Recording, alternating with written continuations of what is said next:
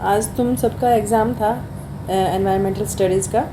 तो ये मेरे सामने क्वेश्चन पेपर है। ये शायद आज हाँ आज ही तुम्हारा एग्ज़ाम ख़त्म हुआ है। तो मेरे एक स्टूडेंट ने ही मुझे ये सेंड किया है। तो हम आज इस वीडियो में आंसर्स देखेंगे कि जो तुम क्वेश्चन करके आए हो उनके आंसर्स क्या हैं। तो ये वीडियो एज ए आंसर की है तुम्हारे इस सब्जेक्ट के लिए। तो अब आई होप कि सबका अच्छा हुआ होगा एग्ज़ाम। बट चलो इस वीडियो में देखते हैं कि किसके कितने मार्क्स आने वाले हैं। और तुम अपना चेक कर लो। ये इस वीडियो के साथ साथ ना अपना देख लेना कि तुम्हारे कितने ठीक हुए हैं, कितने गलत हुए हैं आंसर। तो एज ए आंसर की हम आज इस वीडियो को करने वाले हैं। तो अच्छा, लाइक सब्सक्राइब कर देना जल्दी से। ठीक है, चलो इसको कंटिन्यू करते हैं। हाँ जी, तो पहला क्वेश्चन है, which one of the following is a natural environment. इसमें 4 ऑप्शन दिए हुए हैं। तो इस पहले वाले का आपका आंसर होगा फॉरेस्ट। ठीक है, ये देख लेना सब। फॉरेस्ट इसका आंसर होगा। जो हिंदी में, जिन्होंने हिंदी में दिया है एग्ज़ाम, वो भी अपना साथ साथ चेक कर लें। इसका पहले वाला जो क्वेश्चन है, इसका थर्ड जो है, तीसरा नंबर जो है ऑप्शन, वो इसका आंसर है। Got it. सेकंड है, who developed the concept of determinism. तो इसका आंसर क्या था, ये हमने इसमें पढ़ा भी था बुक में। इसका सीधा सीधा आंसर है फ्रेडरिक रेडसिल। इसका आंसर ये है सेकंड वाले क्वेश्चन का। Got it. ये आप साथ साथ अपना चेक करते जाना। चलो, थर्ड क्वेश्चन है, which of the following is not one of the 17 sustainable development goals. इसका क्या आंसर है। इसमें एक्चुअली चारों क्वेश्चन ही थोड़े से ऐसा लग रहा था कि शायद चारों ही ऑप्शन ठीक है, बट इसका आंसर होगा, थर्ड वाले क्वेश्चन का आंसर होगा आपका क्लाइमेट एक्शन। ये वाला, ये आपका आंसर है क्लाइमेट एक्शन। ओके, चलो फोर्थ है, life does not exist beyond metres above mean sea level. इसका मतलब क्या हुआ कि जीवन के अस्तित्व का औसत समुद्र तल से कितना मीटर ज़्यादा नहीं है। ठीक है, डजेंट, ये आगे डजेंट कि कितने ज़्यादा मीटर नहीं है। तो इसका आंसर क्या आएगा, इसका आंसर आएगा 6000। Got it. ओके, नेक्स्ट देख लेते हैं।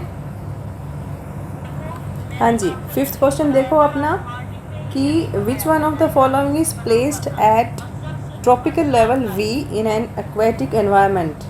तो इसका आंसर क्या है, शार्क। इसका आंसर है आपका शार्क। ठीक है, ये वाला, ये देख लो ध्यान से। Got it. चलो सिक्स्थ क्वेश्चन में आ जाते हैं कि the main reservoir of sulphur in the biosphere is, means जीवमंडल में सल्फर का मेन जो है भंडार क्या है, कौन सी चीज़ है। इसका आंसर आएगा आपका ओशन। Got it. ये अपने चेक करते रहो। सॉरी, इसका सिक्स वाले क्वेश्चन का ओशन नहीं होगा, ये वाला है एटमॉस्फेयर। ठीक है, this is the right answer. ये चेक कर लेना, वो मैं जल्दबाजी में ओशन पर क्लिक हो गया था। The main reservoir of sulphur in the biosphere is atmosphere. Got it. चलो नेक्स्ट क्वेश्चन देखते हैं। ठीक है, नेक्स्ट आता है ये सेवन्थ क्वेश्चन। हाँ जी, in ecological succession the intermediate community stage is termed as. देखो ये क्वेश्चन ना पहली बार आया है इस बार। Got it. तो इसमें आप मोस्टली बच्चे जो इस पर जाएंगे इस क्वेश्चन के साथ, वो होगा ग्रास कम्युनिटी और मोर स्टेज। Got it. तो ये एक्चुअली पहली बार आया है, इस तरह का कभी कुछ मतलब ऐसा कुछ सिलेबस में हमने देखा भी नहीं, और शायद तुम लोगों ने भी नहीं देखा होगा। तो इसको हम फॉर एग्ज़ाम्पल ऐसे ही छोड़ देते हैं। तो नेक्स्ट कर लेते हैं। ठीक है, एट्थ है, एंट ईटर्स, जायंट फ्लाइंग स्क्वेयर्स और स्लोथ्स आर फाउंड इन। अच्छा, ये क्वेश्चन भी जो है ना, ये भी फर्स्ट टाइम आया है एग्ज़ाम में। तो एंट ईटर जो चींटी खाते हैं जो जानवर, और जो उड़ने वाली गिलहरी होती है, और स्लोथ, ये कहाँ पाए जाते हैं। ये वाले जो एनिमल्स होते हैं ये पाए जाते हैं ट्रॉपिकल रेन फॉरेस्ट में। इसका क्वेश्चन नंबर होगा 2, नोट कर लेना। ठीक है, चलो नेक्स्ट होता है, an estuary is a transitional zone representing. तो देखो इसमें क्या होता है कि मोस्टली जब तुम लोग इसको क्वेश्चन को देखोगे तो सबसे पहले तुम लोग जो टिक लगाओगे वो सबके मन में क्वेश्चन आता है कि इसका आंसर होगा vast area of saline water, खारे पानी का विशाल क्षेत्र, ये आएगा। लेकिन इसका आंसर ये नहीं है। इसका आंसर होगा great productivity build on a large base, ये है। तो जो 9th क्वेश्चन है उसका आंसर है ये वाला, अपना मैच कर लो। चलो नेक्स्ट क्वेश्चन है, which biome experience intense heat and strong wind with a great desiccating action during the month of April and June. देखो इसमें सबसे पहले तो आप ये देखो, इंटेंस हीट ये दिख रहा है और स्ट्रॉन्ग विंड, ये चीज़ें दिख रही है ना आपको। तो इन्हीं से समझ में आ रहा है कि इसका आंसर क्या होगा, डेजर्ट बायोम। Got it? कि अप्रैल और जून में कौन सा बायोम सबसे ज़्यादा गर्मी और तेज़ हवा से ड्राई होने का जो फील आता है, मतलब अनुभव करवाता है। तो इसका आंसर हो जाएगा डेजर्ट बायोम। Got it?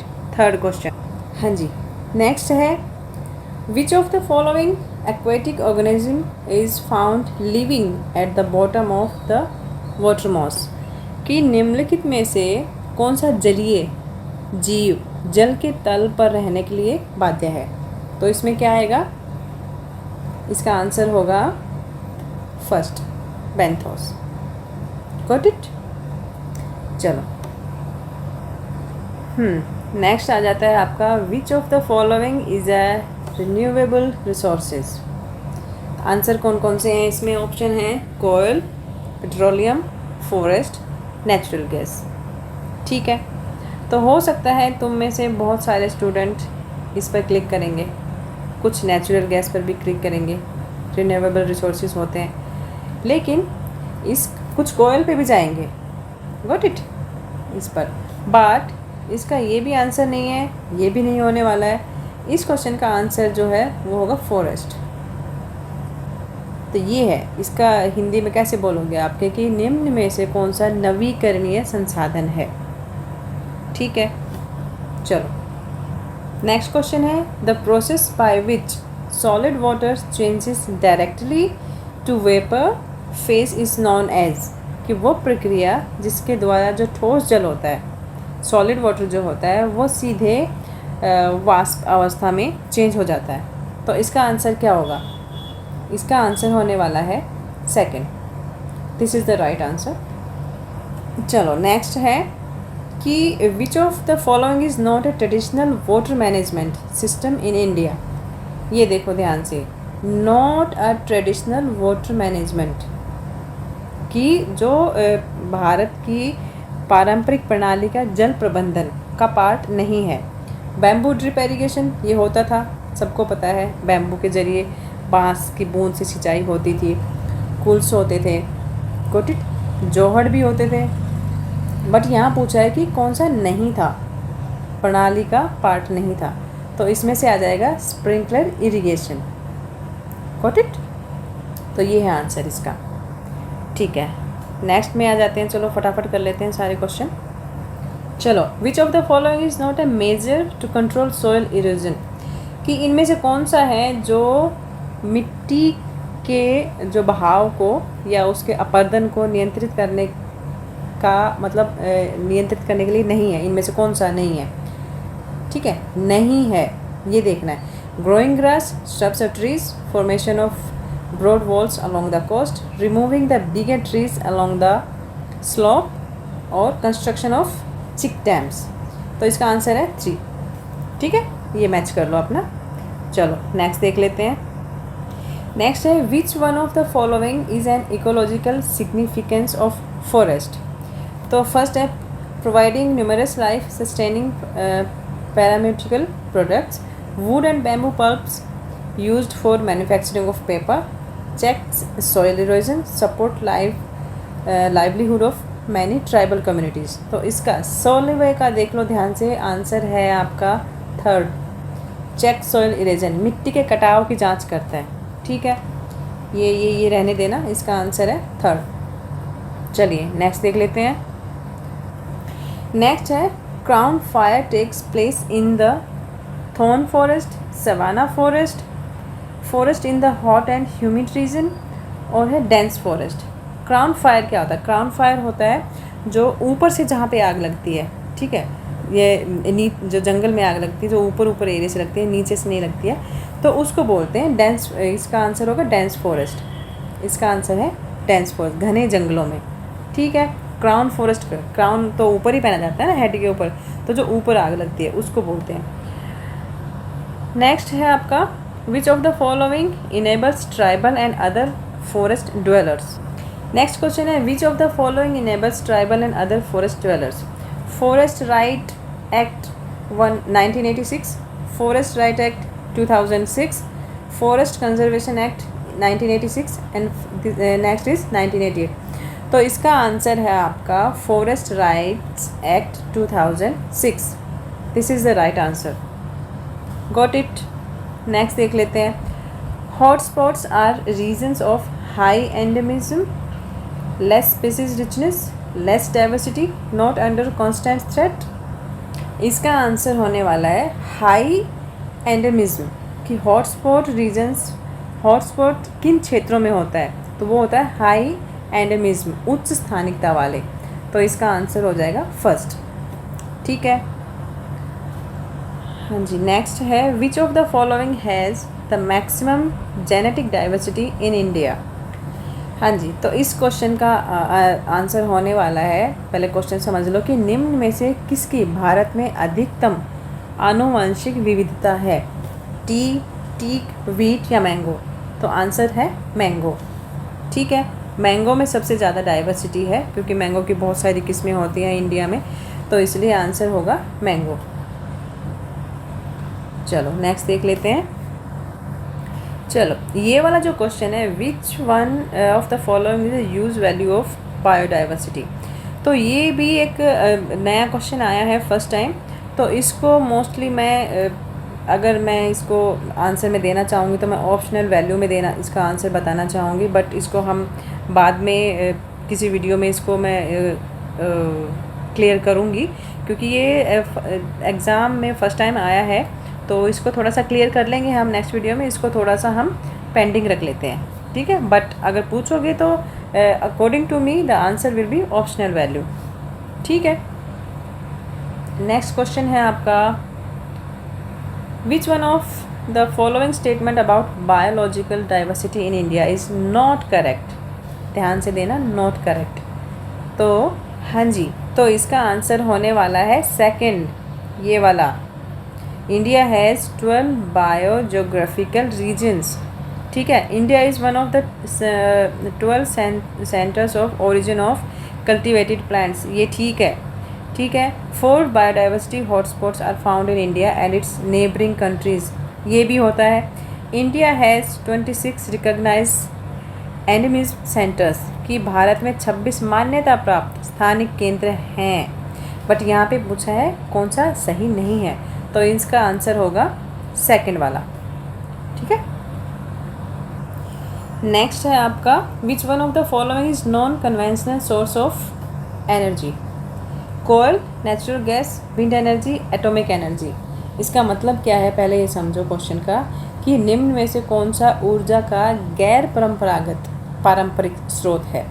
तो देखो प्राकृतिक, एक तो प्राकृतिक हो गया, ये तो होता है, नेचुरल गैस तो नेचुरली होती है, तो ये तो एनर्जी का नेचुरल सोर्स हो ही गया।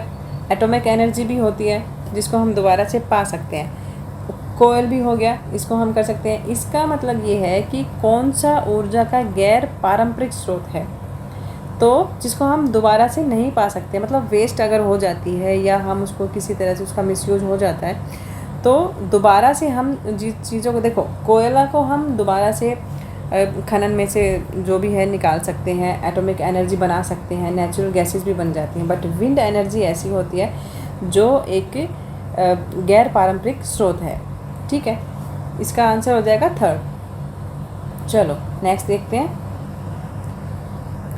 नेक्स्ट है use of non conventional sources of energy is pollution free, cheap, both cheap and pollution free, neither cheap nor pollution free. इसका आंसर हो जाएगा थर्ड वाला, सस्ता और पोल्यूशन फ्री। ठीक है, ओके।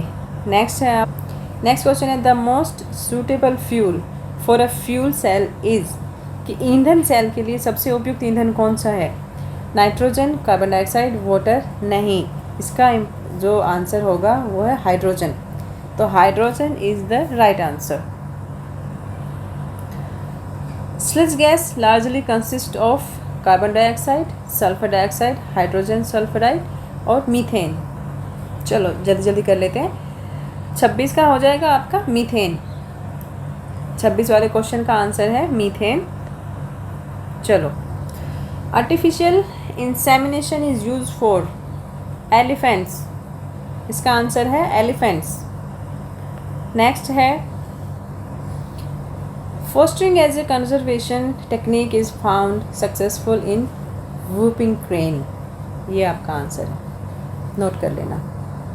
28वें का फर्स्ट वाला। नेक्स्ट है, mangroves in the coastal area work against erosion by acting as, कि तटीय क्षेत्र में मैनग्रोव निम्न के रूप में कार्य करके अपरदन के विरुद्ध, अपरदन अगेंस्ट एरोजन, मैं हिंदी में भी आपको बता रही हूँ ताकि हिंदी वाले स्टूडेंट भी सुनते रहें, उसके विरुद्ध कार्य करता है। तो इसका आंसर होगा नेचुरल फिल्टर। ठीक है, नहीं ये सॉरी, ये नेचुरल बलवर्क, ये वाला। तो 29 का थर्ड हो जाएगा आंसर। नेक्स्ट क्वेश्चन है, इन MAB program run by UNESCO, MAB stand for. देखो इसमें से जितने भी क्वेश्चन आए ना, मैक्सिमम क्वेश्चन पुराने एग्ज़ाम के जो क्वेश्चन पेपर है ना, उन्हीं में से आए हुए हैं। तो इसीलिए मैं हर वीडियो में बार बार बोलती थी कि प्रीवियस ईयर के क्वेश्चन पेपर एक बार चेक करो, उनको देख लो एक बार। तो मोस्टली क्वेश्चन उसी में से आए हुए हैं। तो इसका आंसर होगा आपका मैनकाइंड एंड बायोडाइवर्सिटी, मानव जाति और जैव विविधता। ठीक है, ये वाला क्वेश्चन हो जाएगा इसका, मैनकाइंड एंड बायोडाइवर्सिटी। हाँ, यही होता है। ठीक है, यही आंसर है इसका। विच one of the following chemical is associated with Bhopal gas tragedy. ये तो सबको ही पता होगा क्योंकि काफ़ी पुराना ये एक केस था और सब बच्चों ने पढ़ा भी हुआ है और तुम लोगों ने भी पढ़ा है, और ये पिछले क्वेश्चन पेपर में भी आया था। Got it? तो इसका आंसर होने वाला है मिथाइल आइसोनाइड। ये वाला इसका आंसर हो जाएगा, ये फर्स्ट। नेक्स्ट है, which one of the following is a measure of oxygen used by bacteria to decompose the organic matter. इसका आंसर क्या होगा? इसका आंसर होगा BOD। Third question, sorry third जो ऑप्शन है वो इसका आंसर होने वाला है BOD। ये ध्यान से देख लो अपना। नेक्स्ट है, which of the following is a biodegradable pollutant. Next है, which of the following is a biodegradable pollutant. इसका आंसर है सीधा सीधा पेपर। पेपर है इसका आंसर, सेकंड वाला है 33 का सेकंड नंबर जो है ऑप्शन, वो इसका आंसर है। नेक्स्ट है, prescribed limit of noise pollution in India, कि भारत में ध्वनि प्रदूषण की क्या सीमा निर्धारित की गई है। तो इसमें जो है एक्चुअली इसमें एक भी जो जितने भी चार ऑप्शन दिए हुए हैं ना, चारों के चारों में से कोई भी आंसर ठीक नहीं है। क्यों नहीं है ठीक? क्योंकि जो प्रिस्क्राइब्ड लिमिट है ना नॉइज़ पॉल्यूशन की इंडिया में, वो 65 है और इसमें 65 कहीं पर भी कोई भी ऑप्शन नहीं दिया हुआ है। Got it? तुम थोड़ा सा चेक कर लेना तुम लोग भी। लेकिन अगर देखो इसमें ये भी नहीं दिया है क्वेश्चन में, सीधा सीधा ये भी नहीं लिखा है कि जो लिमिट है नॉइज़ पॉल्यूशन की, प्रिस्क्राइब्ड लिमिट, या तो कम ही लिख देते हैं कि कितनी कम है या कितनी ज़्यादा है। इसमें सीधा सीधा ये बोल दिया है कि नॉइज़ पॉल्यूशन की लिमिट क्या है। लेकिन जो ऑप्शन दे रखे हैं वो चारों ही गलत हैं। जो पॉल्यूशन लिमिट है वो है 65। तो इसके लिए क्या होगा कि इसमें ऑप्शन गलत हो गए, तो जो इग्नू है वो आपको 1 नंबर दे देगा। मतलब इस प्रिंटिंग मिस्टेक की वजह से आपका जो क्वेश्चन जो सही हो सकता था, लेकिन चारों ऑप्शन गलत हो गए हैं प्रिंटिंग मिस्टेक की वजह से, तो इसमें स्टूडेंट की तो कोई फॉल्ट नहीं है, तो इग्नू आपको 1 नंबर इसमें दे देगा, आपका नंबर नहीं कटने वाला है इसमें। नेक्स्ट आता है आपका, which one of the following is a physical treatment of waste. Bharat में कौन सा अपशिष्ट का भौतिक उपचार है? कंपोस्टिंग, सबको पता है, composting is the right answer. चलो नेक्स्ट ले लेते हैं। अच्छा हाँ, एक चीज़ मैं और बता दूँ, काफ़ी बुक्स में क्या मिलेगा, जो इस क्वेश्चन का आंसर मिलेगा 45 AB। कुछ बुक्स में ये वाला लिखा होगा, लेकिन जो तुम लोग जो अगर संवैधानिक दृष्टि से अगर देखेंगे तो संवैधानिक रूप से जो एक सीमा जो निर्धारित की गई है नॉइज़ पोल्यूशन के लिए वो 65 है। बट अगर आपकी बुक्स में 45 दिया हुआ है तो आपका ये आंसर ठीक हो जाएगा, मीन्स आपका इग्नू आपका नंबर नहीं काटेगा। बट अगर ये ऑप्शंस नहीं होते हैं और अगर 65 को लेके चलोगे तो फिर आपका 1 नंबर इग्नू वैसे भी दे देगा। Got it. लेकिन अगर आप लोगों की बुक्स में एक बार चेक कर लेना, मेरे को थोड़ा डाउट है इस क्वेश्चन के बारे में, तो अगर बुक्स में दिया हुआ है 45 और ऑप्शन में भी आया हुआ है तो फिर तुम लोग ये कर सकते हो, इसको आप मान के चलो आंसर इसका 3rd होगा। चलो अब हम कर लेते हैं यस, हाँ जी, 36 वाले में आते हैं। Which of the following is the best method of waste minimisation. इसका देखो सीधा सीधा आंसर है, सबको पता है, 3rd है इसका आंसर। ये वाला, गॉट इट। चलिए नेक्स्ट देख लेते हैं। Is the phenomenon of increase in the concentration of pollutant from one link in a food chain to another, क्या होगा?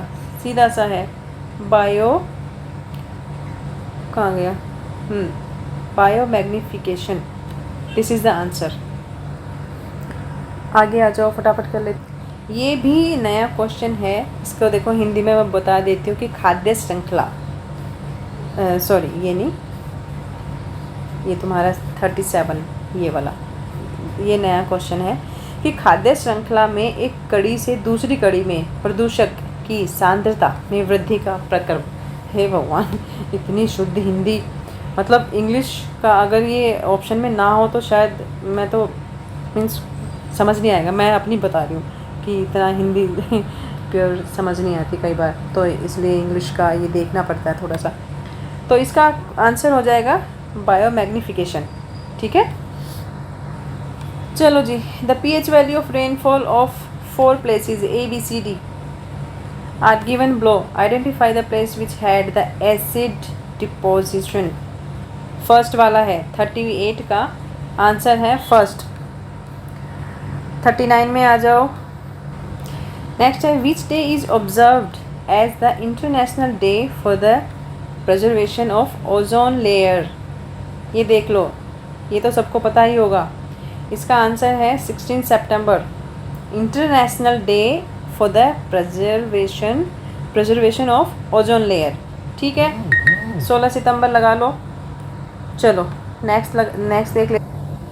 चलो नेक्स्ट कर लेते हैं। Which of the following is not true about CFCs।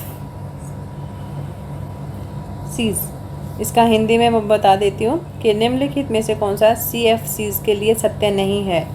They are responsible for ozone depletion, they are used in paints and deodorants, they are they are stable and remain in lower atmosphere for many years, they are unaffected by UV radiation in upper atmosphere। तो इसका answer क्या है? 4th है। First का आ जाएगा, ये ozone अवक्षय के लिए उत्तरदायी है। सेकंड है, इसका मैं हिंदी में बता देती हूँ, इसका प्रयोग पेंट और डिओड्रेंट में होता है। थर्ड है, ये स्थिर होते हैं और वर्षों तक, मतलब काफ़ी सालों तक निचले वातावरण में रहते हैं, इसलिए ये सस्टेन कर जाते हैं। ये हो गया। चलो 41 में आ जाते। इस क्वेश्चन में थोड़ी सी गड़बड़ फिर से हो गई है, जैसे पिछले क्वेश्चन में हो गई थी वो नॉइज़ पोल्यूशन वाले में।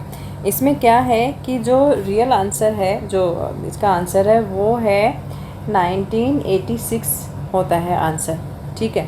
जो एनवायरमेंटल प्रोटेक्शन एक्ट बना था कॉन्स्टिट्यूशन का, वो 1986 में हुआ था।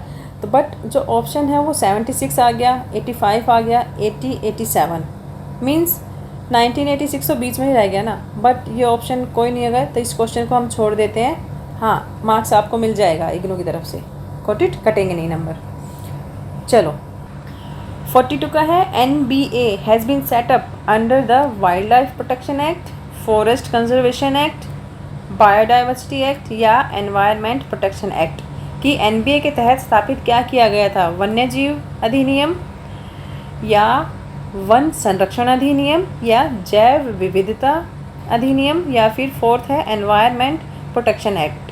तो इसका आंसर है थर्ड, बायोडाइवर्सिटी एक्ट।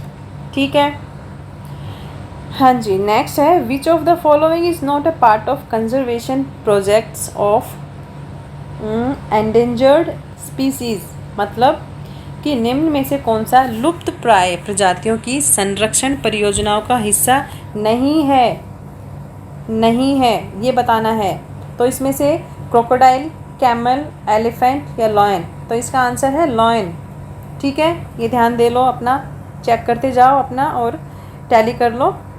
चलो नेक्स्ट देख लेते हैं 44। हाँ जी, नेक्स्ट है, the study of origin of disease is termed as, मतलब रोग की उत्पत्ति के अध्ययन को, रोग की उत्पत्ति के अध्ययन को क्या बोलते हैं, एटियोलॉजी, एपिडेमियोलॉजी, सेरोलॉजी या पैथोलॉजी। तो इसका आंसर है 1, एटियोलॉजी।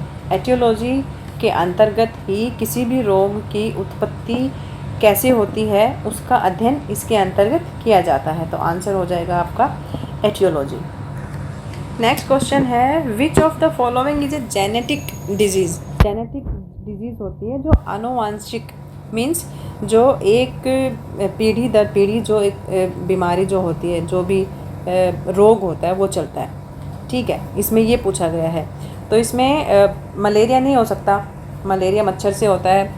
अच्छा, मदिरोन्तमत्ता, पता नहीं हिंदी में कैसे बोलते हैं इसको, अल्कोहलिज्म, ये शराब से होता है।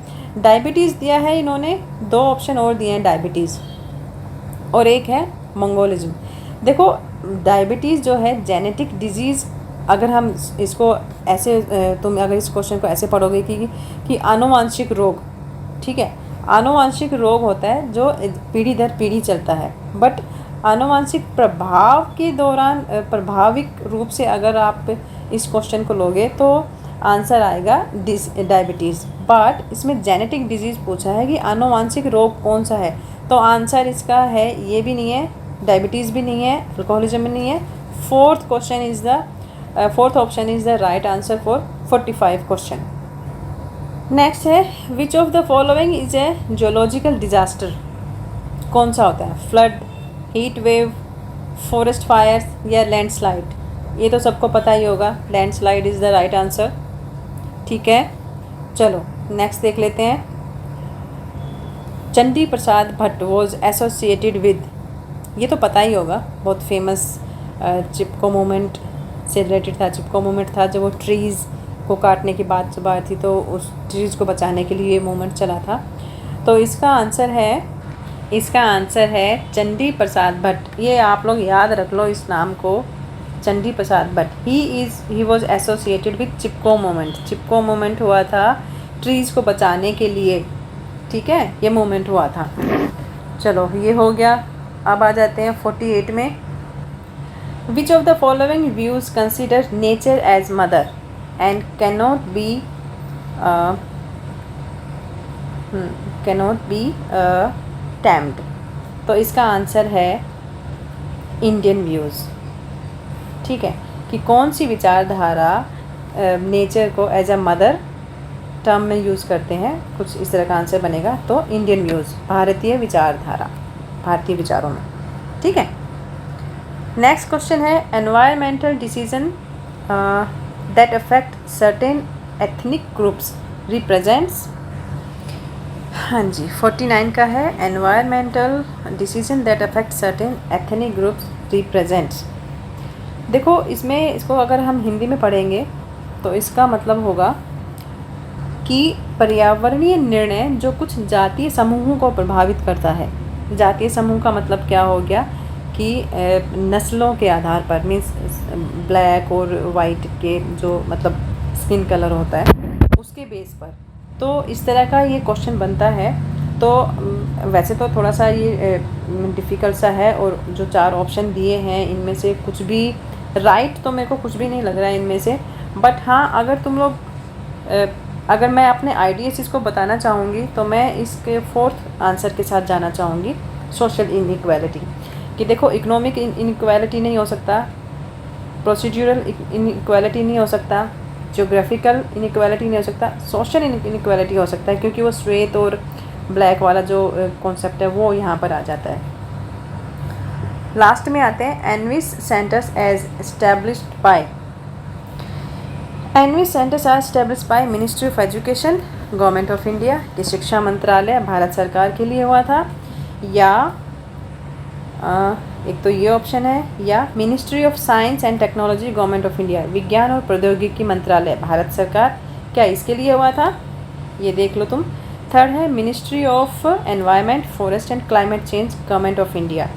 फोर्थ है ministry of earth science, government of India. तो इसमें से आंसर है मिनिस्ट्री ऑफ एनवायरनमेंट, ठीक है, forest and climate change, government of India, कि पर्यावरण, वन और जलवायु परिवर्तन मंत्रालय, इसके लिए ये स्थापित किया गया था। ठीक है, ठीक है, तो ये आपके आंसर्स थे। अब देख लो, आई होप सबको अच्छे मार्क्स मिले होंगे। तो चलो मिलते हैं नेक्स्ट वीडियो में, और पूरी वीडियो देखने के लिए थैंक यू सो मच, और चैनल को सब्सक्राइब ज़रूर कर लेना, और इस वीडियो को शेयर कर देना अपने फ्रेंड्स को जिनका भी आज ये एग्ज़ाम था। चलो मिलते हैं नेक्स्ट वीडियो में, bye and thank you very much.